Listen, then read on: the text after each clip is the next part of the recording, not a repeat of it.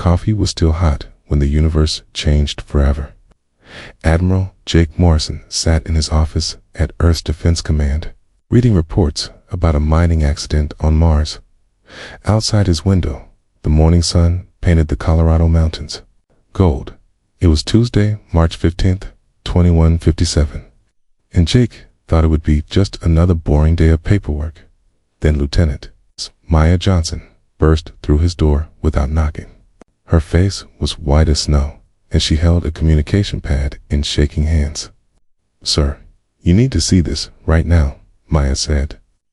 Her voice was higher than usual. Jake looked up from his coffee. Maya was never one to panic. She had been through 3 asteroid pirate attacks and a Luna Station crisis without losing her cool. If she was scared, something was very wrong. "What is it, Lieutenant?" Jake asked, setting down his mug. Maya handed him the pad. "Long-range sensors picked up something at the edge of our solar system.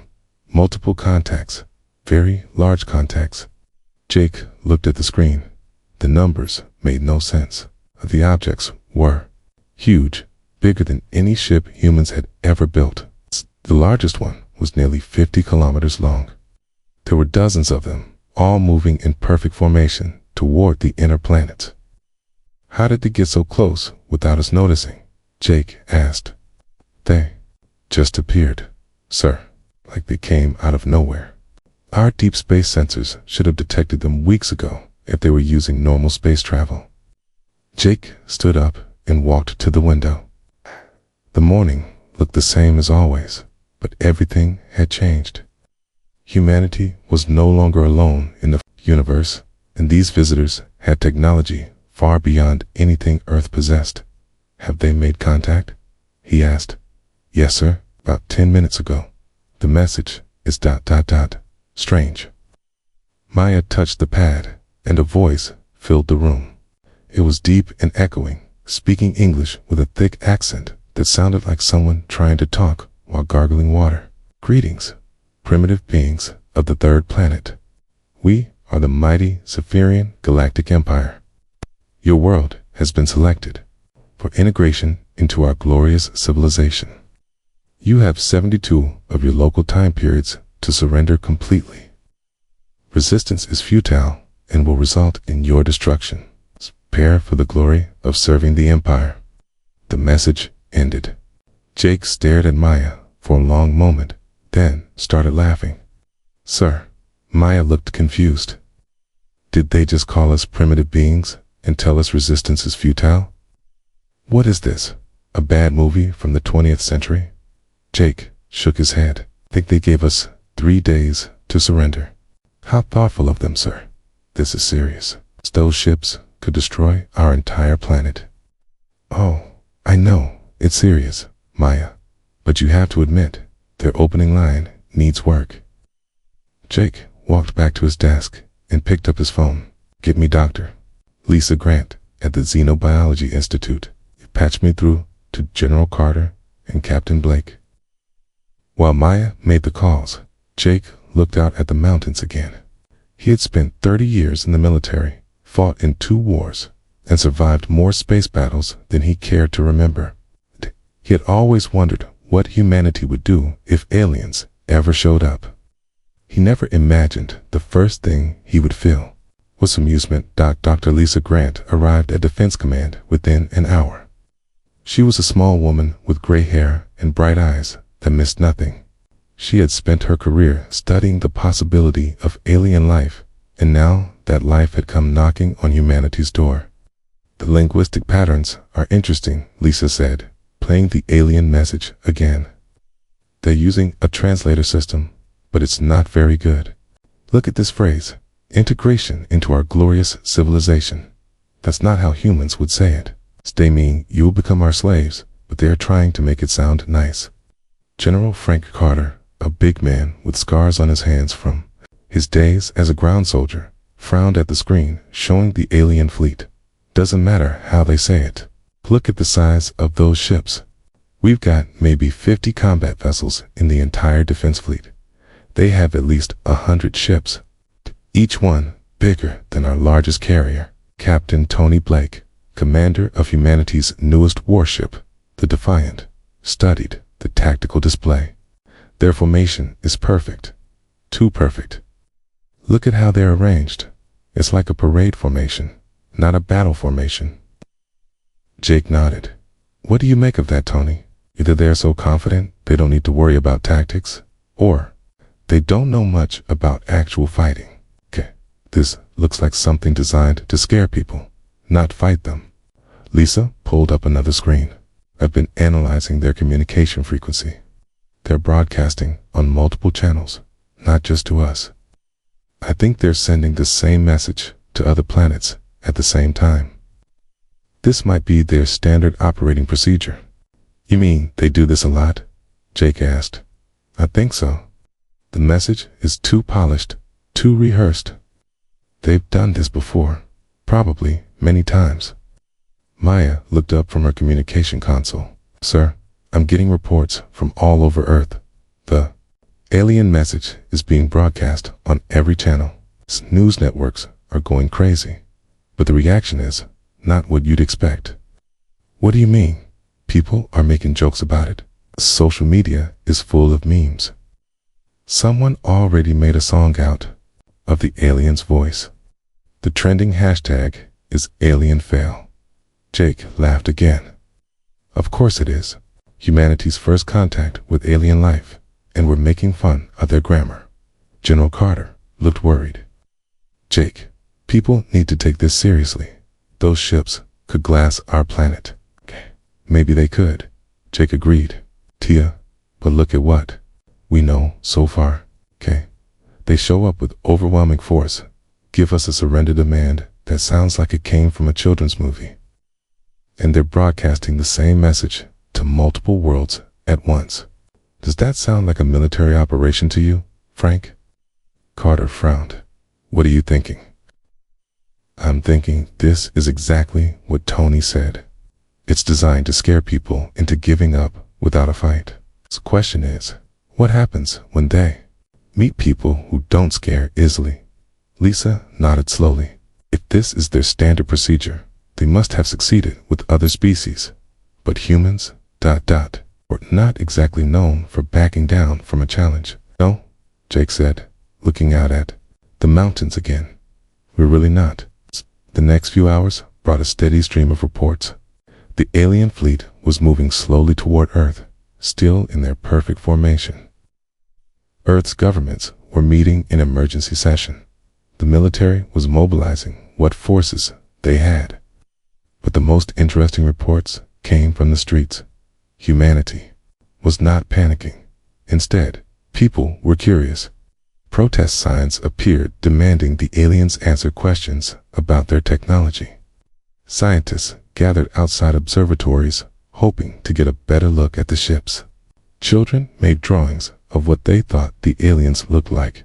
Jake stood in the command center, watching the screens that showed Earth's reaction to his first alien contact. In one window, he could see the massive alien fleet approaching. In another, he watched a news reporter interview a man on the street who was wearing a homemade costume and calling himself ambassador to the aliens. You know what bothers me most about this? Jake said to his staff. What's that, sir? Maya asked. T didn't ask us anything, okay? Not our names, not our history, not what we wanted. They just showed up and told us to surrender. That's not diplomacy. That's not even good manners. Captain Blake smiled grimly. Maybe it's time we taught them some. Outside the window, the sun was setting behind the mountains. In 70 hours, humanity would give the Zephyrian Galactic Empire its answer. Jake had a feeling it wouldn't be the answer they were expecting. The 72 hours passed like a strange dream. Earth's cities kept running normally while the alien fleet hung in space like dark clouds. People went to work, children went to school, and life continued as if nothing had changed. The difference was that everyone kept looking up at the sky. Admiral Jake Morrison stood on the bridge of the Defiant as it approached the largest alien ship. The thing was massive beyond belief, a dark metal mountain floating in space. Strange lights pulsed along its surface, and weird symbols glowed on its hull.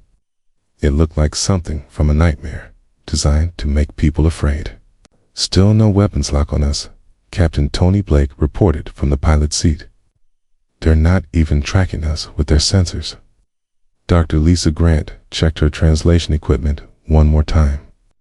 Remember, we're here to learn about them, not to fight. Let's see what they want to tell us. The alien ship's docking bay opened like a giant mouth.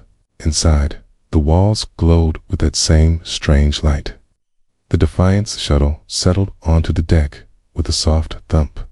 As Jake and Lisa stepped out, they saw their first living alien. The creature was tall and thin, maybe 8 feet high, with pale blue skin that seemed to shine. Its head was long and narrow, with 4 eyes arranged in a diamond pattern. It wore flowing robes that changed color as it moved. When it spoke, its voice was like wind through a tunnel. I am Supreme Admiral Vexter of the Zephyrian Fleet. You are the representatives of the primitive species. Jake stepped forward. I'm Admiral Morrison of the Earth Defense Force. This is Dr. Grant, our xenobiology specialist. We're here to talk. X-Star. 4 eyes blinked in sequence. Talk. There is nothing to discuss. You have failed to surrender. You will now be destroyed. Actually, Lisa said politely, we'd like to know more about your empire first. How many worlds do you control? How long have you been doing this? What's your government structure like? The alien stared at her for a long moment. You, wish to know about the empire? Of course, Jake said. You're the first aliens we've ever met. We're curious about everything. Your technology, your culture, your history. This is the most exciting thing that's happened to humanity in centuries. A star looked confused. His 4 eyes kept blinking at different times, like he was having trouble thinking. Excitement, excitement. We possess weapons that could turn your world to ash. Our technology is beyond your understanding. That's exactly why we want to learn about it, Lisa said, pulling out a recording device. Would you mind if I recorded this conversation? Future generations will want to know about this historic moment. This historic moment, Vexstar repeated. It's the first meeting between humans and aliens. It's going to be in every history book for the next 1,000 years. Jake looked around the docking bay. This is incredible engineering, by the way. How do you generate artificial gravity this strong? The alien admiral seemed to be getting more confused by the minute. You are not afraid. Should we be? Lisa asked. I mean, you're obviously more advanced than us, but fear won't help us understand you better, and understanding is what we're after. Vexstar led them through corridors that seemed to stretch forever. The walls were covered in writing that looked like music made solid. Other aliens moved past them, all tall and thin like their leader. They stared at the humans with those strange 4-eyed faces. This is our standard procedure, Vexstar explained. As they walked, we arrive at a world. We demonstrate our power. The inhabitants surrender. We install governors. The world joins the empire. It has worked for 300 years. How many worlds? Jake asked. 47 successful integrations. 0 failures. Lisa made notes on her tablet. What happens to the people on those worlds? They serve empire. They provide resources and labor. In return, they receive protection and the glory of being part of our great civilization. Sounds like slavery with extra steps, Jake muttered. What is slavery? Vexter asked. Lisa and Jake exchanged glances. It's when you force people to work without pay and don't let them leave, Lisa explained. All species serve the empire willingly once they understand its glory. Right. What if they don't want to serve? Jake asked. Vextar stopped walking. That has never happened. They reached a large room with windows looking out at space. Through the transparent walls, Jake could see Earth hanging in the darkness like a blue marble. It looked small and peaceful from here, but he knew that billions of people were down there, living their lives and waiting to see what would happen next. "Your species is very strange," Vexter said. "When we arrived, we expected panic. Instead, your people make jokes about us. They create artistic representations of our appearance. They seem to find us entertaining." "Well, you are kind of entertaining," Jake said. "I mean, you travel across the galaxy to make conquest demands, but you don't seem to know what to do when people don't immediately give up." "We have superior technology," Vextar said, but his voice sounded uncertain. "Sure, your ships are bigger, and your weapons are probably more powerful. But technology isn't everything." Lisa looked out at Earth. "What do you do for fun?" "Fun? Entertainment? Hobbies? Art? Music? Games? What do Zephyrians do when they're not conquering worlds?" Vextar's 4 eyes blinked rapidly. "We serve the Empire all the time." "Don't you have families, friends, personal interests?" "The Empire provides all meaning and purpose." Jake felt a chill that had nothing to do with the alien ship's temperature. "How long have you been Supreme Admiral?" 47 years, since my last promotion. And before that, I was a junior admiral.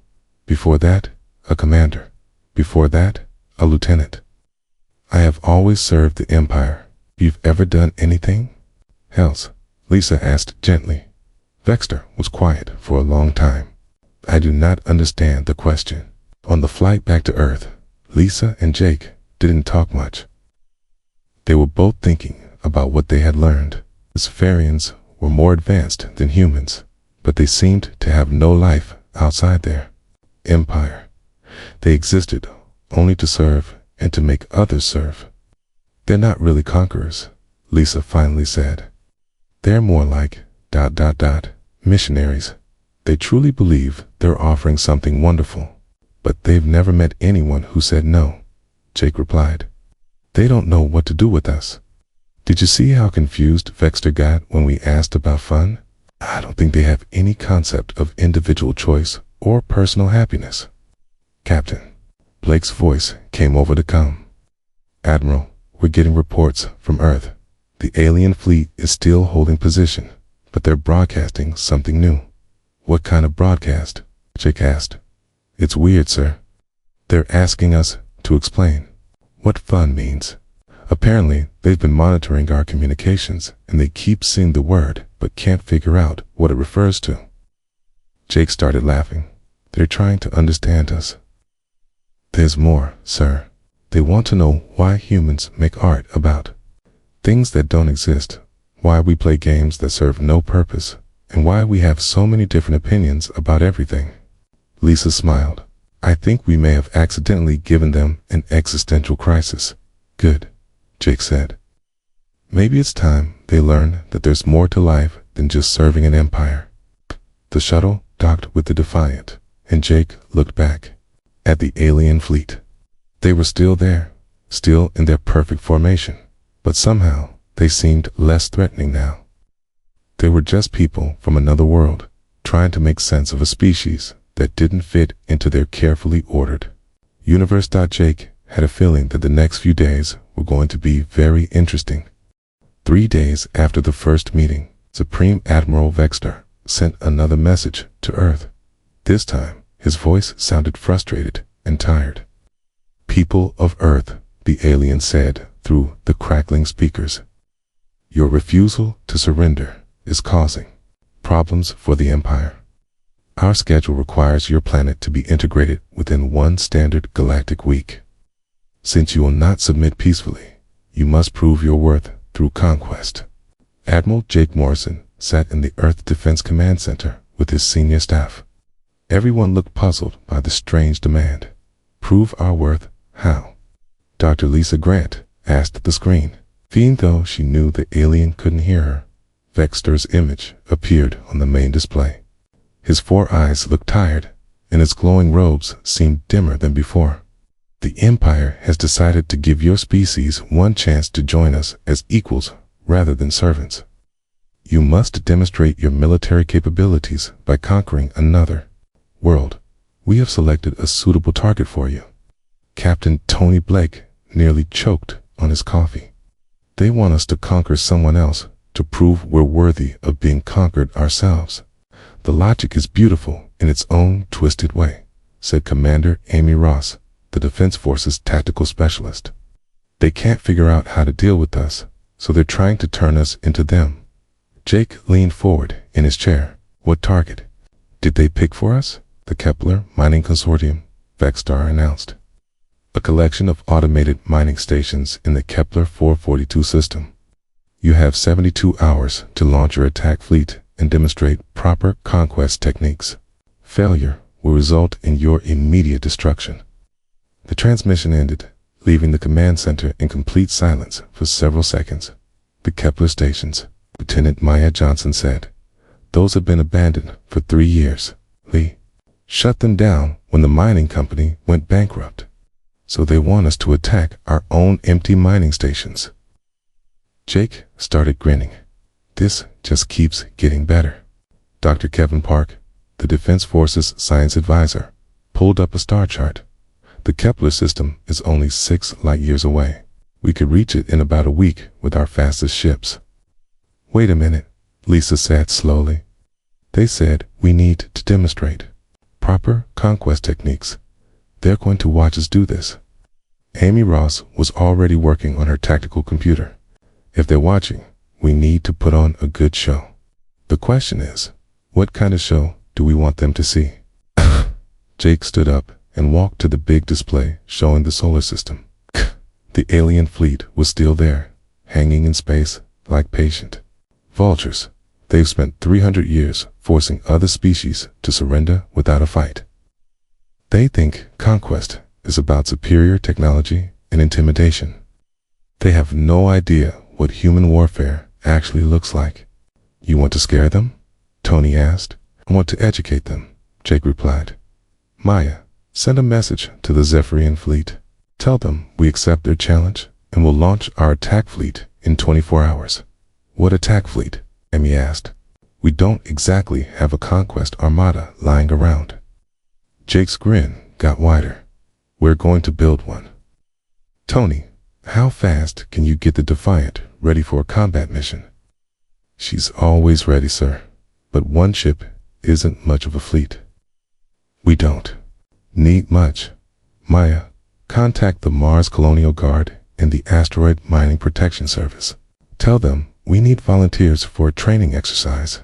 Also, get me Captain Helen Brooks from the freight hauler Mercury's Dream. The freight captain, sir. That's a cargo ship. Exactly. Kay and Kevin, I need you to work with the special effects team from Lunar Studios. We're going to need some very convincing explosions. Over the next 18 hours, strangest fleet assembled in space near Mars. The Defiant led the formation, followed by 3 patrol ships from Mars to converted mining vessels and the Mercury's Dream cargo hauler. It wasn't much to look at, but that was exactly what Jake wanted. Colonel Sam Davis had volunteered to lead the ground assault team. Even though there would be no actual ground to assault, his Marines were loaded into drop pods that had been specially modified for the mission. Remember, Jake told his captains over the comm system, we're not just attacking some mining stations, we're showing the Zephyrians what human military doctrine looks like. Make it educational. The human fleet jumped to hyperspace, with the alien observers following at a safe distance. The journey to Kepler took 5 days, during which Jake's people prepared for the most unusual military operation in human history. The Kepler Mining Consortium had once been a profitable operation, with dozens of automated platforms scattered across 3 asteroid fields. Now, the stations drifted dark and empty, their mining equipment silent, and their computers shut down. It was the perfect target for a fake conquest. Zephyrian observers. This is Admiral Morrison, Jake announced, as the human fleet entered the system. We are beginning our demonstration of human conquest techniques.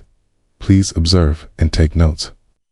What happened next was part military exercise, part theater performance, and part practical joke. The human ships spread out across the system, and a complex attack pattern that looked both professional and terrifyingly aggressive. The Defiant launched fighter squadrons that swooped between the mining platforms, firing at carefully pre-planned targets. Colonel Davis and his Marines staged dramatic boarding actions on the largest stations. Their cameras broadcast every moment back to the watching aliens. The Marines moved through the empty corridors with practiced efficiency, securing each section and calling out victory reports. Station Alpha secured, Davis reported. Minimal resistance from automated defenses. Moving to Station Beta. Defenses were actually just maintenance robots that Kevin Park had reprogrammed to put on a light show. They flashed and sparked impressively before being destroyed by Marine weapons fire.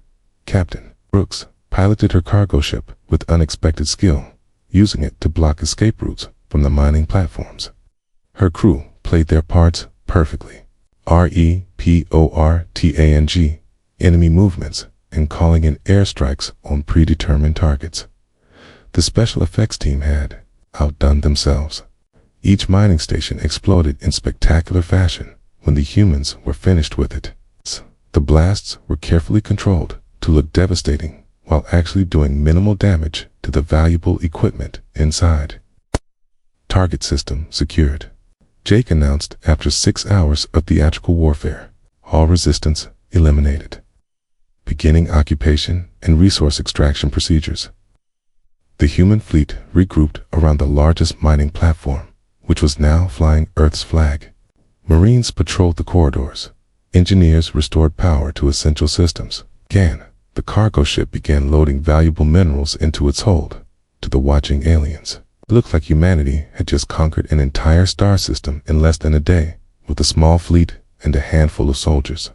The humans had shown tactical flexibility, individual initiative, and a casual approach to violence that was both efficient and terrifying. But what really disturbed the Zephyrian observers was how much the humans seemed to be enjoying themselves. The radio chatter was full of jokes, friendly competition between ship crews, and genuine enthusiasm for the work. These people weren't just good at warfare, they actually liked it.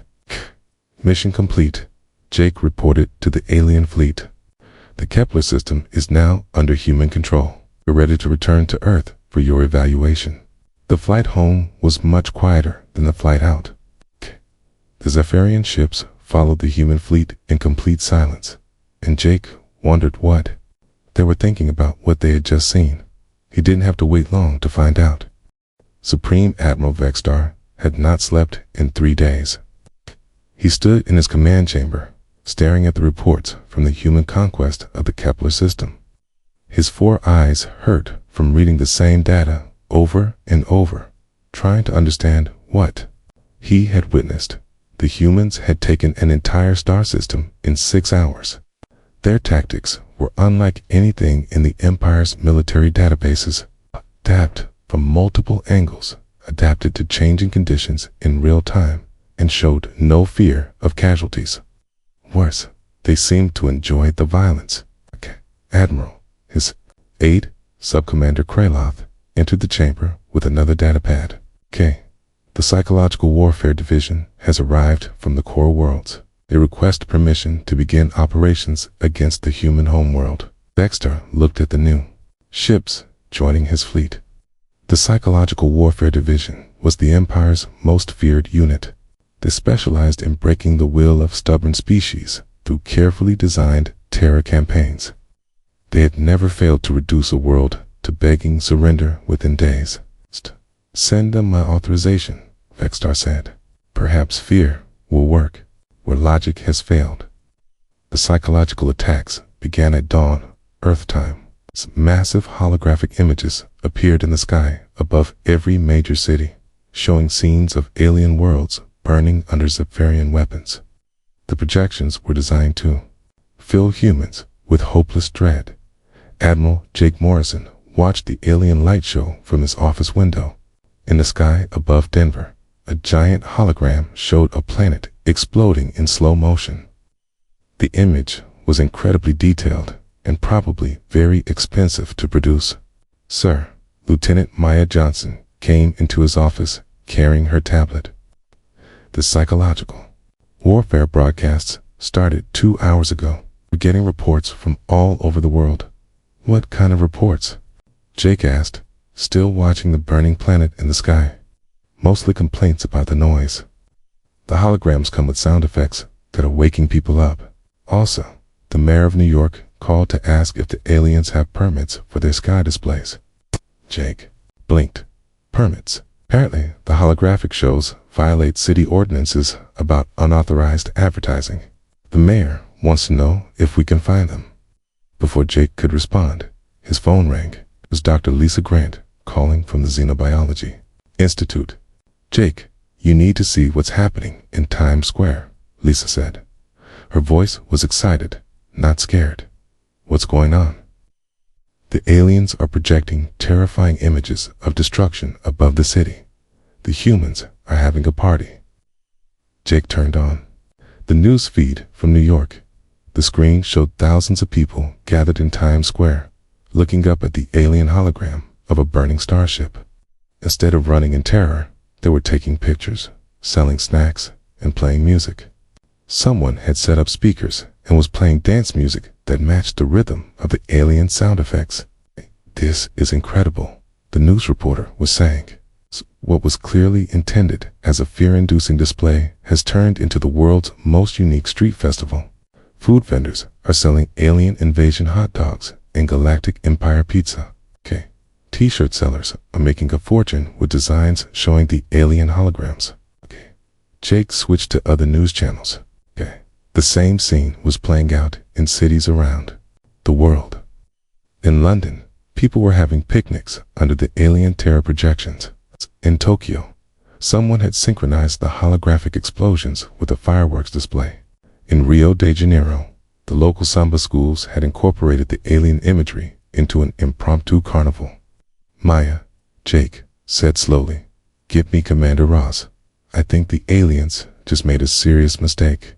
Commander Amy Ross arrived within minutes, followed by Captain Tony Blake and Dr. Kevin Park.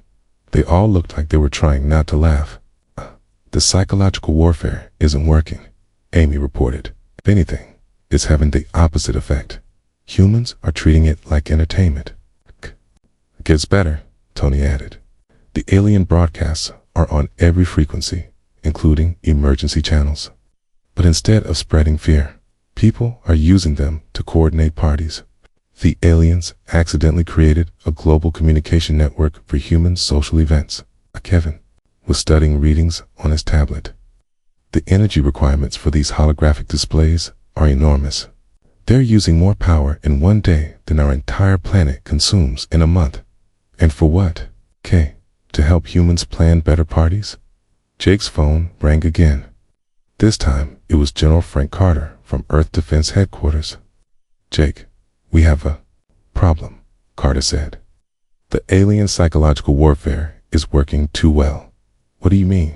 "People are enjoying it so much that they're asking if the aliens can make the shows bigger and more frequent. The tourism industry wants to know if they can schedule the terror campaigns around holiday weekends." Jake put the phone on speaker so everyone could hear. "Frank, are you telling me that humanity is trying to turn alien psychological warfare into a tourist attraction?" "That's exactly what I'm telling you. The governor of California wants to know if the aliens can project their scary images over Disneyland next weekend. They think it would boost attendance." Amy Ross was shaking her head in amazement. "We've turned their psychological warfare into advertising for human entertainment." Dr. Lisa Grant's voice came over the intercom. "Jake, I'm in the Alien Communication Center. You need to hear this." Lisa patched through a recording of Zephyrian military communications. The translator was working better now, and the alien voices came through clearly. "Command, this is Psychological Warfare Unit 7. The terror projections are having no effect. The humans appear to be celebrating. Unit 7, increase the intensity. Show them more destruction." "Sir, we're already at maximum intensity. The humans have started rating our projections on something called a 10-point scale. They're giving us mostly 7s and 8s. They say we need better special effects. Okay. Unknown, sir. They keep requesting more explosions and something called better sound design. Jake looked around the room at his staff. They have no idea what to do with us. It's worse than that, Lisa said over the intercom. I've been monitoring their internal communications. The Psychological Warfare Division is starting to panic. They've never encountered a species that reacts to terror campaigns with constructive criticism. The alien broadcasts continued for 3 more days. Each day, the Zephyrians made their projections more frightening, and each day, humanity responded with more enthusiasm. Amateur critics began reviewing the alien shows online. Art students analyzed the holographic techniques. Musicians composed soundtracks to go with the terror images. On the 3rd day, something new happened. The alien projections started getting better. The explosions were more dramatic, the color schemes were more appealing, and the timing was more artistic. It took several hours for Earth's analysts to realize what was happening. They're taking suggestions, Amy Ross announced during the daily briefing. The aliens are actually reading human feedback and improving their psychological warfare based on our recommendations. You mean they're trying to scare us better by making their terror campaigns more entertaining? Jake asked. That's exactly what they're doing, and it's not working. The better their shows get, the more humans like them. Okay. Jake stood up and walked to the window. The current alien projection showed a massive space battle with exploding ships and dramatic lighting effects. Below, on the street, people were applauding. Maya, send a message to Supreme Admiral Vexstar. Tell him we'd like to schedule another meeting. What should I say the meeting is about, sir? Jake watched a group of children outside, making drawings of the alien spaceships. Tell him we want to discuss their job performance. I think it's time for an employee review. The alien psychological warfare had backfired completely. Instead of breaking human morale, it had given humanity something new to enjoy. The Zephyrians had accidentally discovered that humans could find entertainment in almost anything, even their own destruction. Jake had a feeling that Supreme Admiral Vexter was about to learn something very important about the difference between fear and respect. Supreme Admiral Vexter looked like he had aged 10 years in the past week. His blue skin was paler than before, and his 4 eyes couldn't seem to focus properly. He sat across from Admiral Jake Morrison in the same meeting room where they had first talked, but everything felt different now. Your species has broken our procedures, Vexstar said quietly. In 300 years of expansion, no world has ever responded to our methods with ... enjoyment. Dr. Lisa Grant set a recording device on the table between them. Admiral, we need to ask you something important. Have you ever actually fought a war? We are the Galactic Empire. We do not fight wars.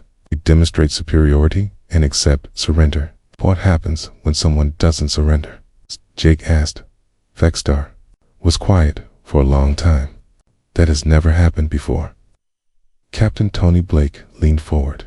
What about your military training, combat exercises, war games? We do not understand these terms. Lisa and Jake exchanged glances. Admiral, how do your people learn to fight? Fighting is ... primitive. The Empire succeeds through advanced technology and superior organization. We do not engage in violence. But you threaten to destroy our planet, Jake pointed out. That is standard procedure. The threat is usually sufficient. Usually, Jake repeated. But not always. Vexstar's eyes blinked rapidly. There is no, not always. All species submit when faced with our power, except us, Lisa said gently. The alien admiral stood up and walked to the window, looking out at space. Your species is wrong. You should be afraid. You should surrender. You should serve the Empire like all the others. Why? Jake asked. Because that is how it works. But why does it work that way? Vexstar turned around, his alien features showing. Confusion. I do not understand the question. Jake stood up and joined Vextor at the window.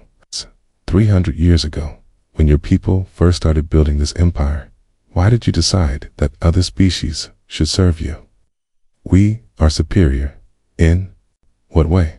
We have better technology. So do we, in some areas. Should you serve us? Vextar stared at him. That is not how it works. Cadmolisa said, I think your people have forgotten something important. You've been so successful at avoiding actual conflict that you've lost the ability to deal with it. Right? We do not need to deal with conflict. We prevent it through superior force. But what happens when superior force isn't enough? Jake asked before Vextar could answer. The ship's communication system activated. A new voice spoke in the Zephyrian language. Vextar listened, and his skin grew even paler. What was that? Lisa asked. A message from the Empire. They are displeased with our lack of progress. They are sending War Commander X4 to resolve the situation.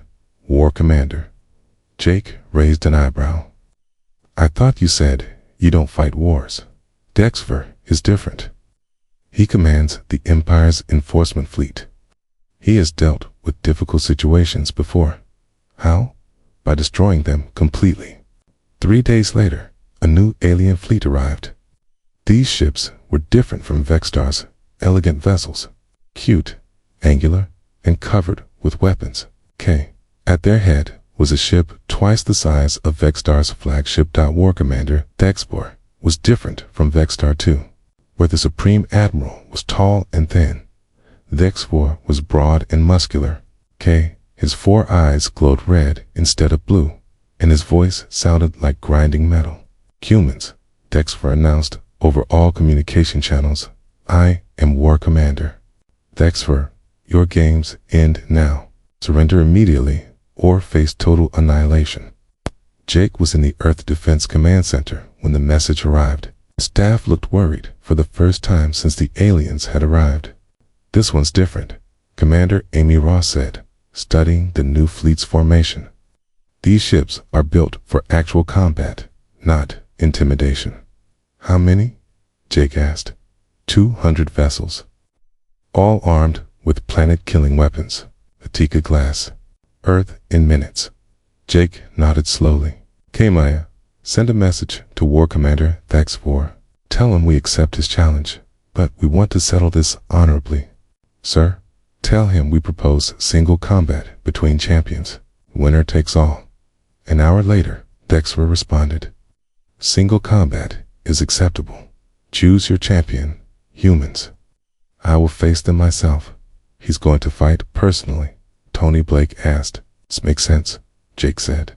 He's probably never lost a fight. Why would he risk letting someone else handle it? Colonel Sam Davis volunteered to be Earth's champion, as Jake had expected. Davis was a career soldier who had fought in 3 wars and survived more battles than anyone could count. He was also completely fearless, which Jake thought might be important. There's one condition, Jake told Dexter when they met to arrange the combat. Each side gets to add 1 rule to the fight. Xfer agreed immediately. I choose plasma weapons, energy beams, maximum power. Good choice, Jake said. We choose no safety protocols. What are safety protocols? It's rules that keep people from getting hurt during training. We turn them off during real fights. Dexter looked confused, but agreed. The combat took place on a small asteroid between Earth and the alien fleet. Both sides sent observers to watch their champions fight. The arena was a simple circle marked out on the rocky surface. Dexter was impressive. He stood 8 feet tall. His red eyes glowed like fire, and his plasma weapon could melt steel. He had obviously trained for combat his entire life and moved with deadly grace. Colonel Davis looked ordinary next to the alien warrior. He was average height, gray-haired, and carried a standard Earth plasma rifle. But when the fight began, something became clear very quickly. Dexter had trained for combat, but He had never actually fought anyone who was trying to kill him. All his experience was in training exercises with safety protocols and predetermined outcomes. He knew how to fight in theory, but not in practice. Davis had spent 30 years in real battles where people died if they made mistakes. He knew how to fight when his life depended on it, how to ignore pain and fear, and how to do whatever it took to win. The fight lasted 3 minutes. When it was over, Bexfer was unconscious on the asteroid surface, and Davis was asking if anyone had a first aid kit. How? Vexter asked Jake as they watched Davis bandaging the war commander's wounds. Your people have forgotten how to fight because you've been winning too easily for too long, Jake explained. When you only face enemies who surrender immediately, you never learn what real combat is like. But Bexfer is our greatest warrior. No, he's your greatest athlete. There's a difference. Jake turned to face the assembled alien commanders. We have a proposition for you. What kind of proposition? Vextar asked. Instead of conquest, how about partnership? We have amazing technology. We have experience dealing with problems that can't be solved by intimidation. Together, we could build something better than an empire. You would help us, sure, but no more of this surrender war die stuff. If you want to work with other species, you have to actually work with them, not rule over them. 6 months later, Admiral Jake Morrison stood on the bridge of the first joint human-Cephrian exploration vessel.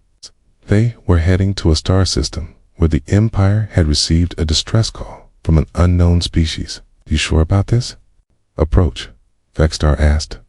He was now serving as the ship's diplomatic officer, a job that hadn't existed in the Empire before humans suggested it.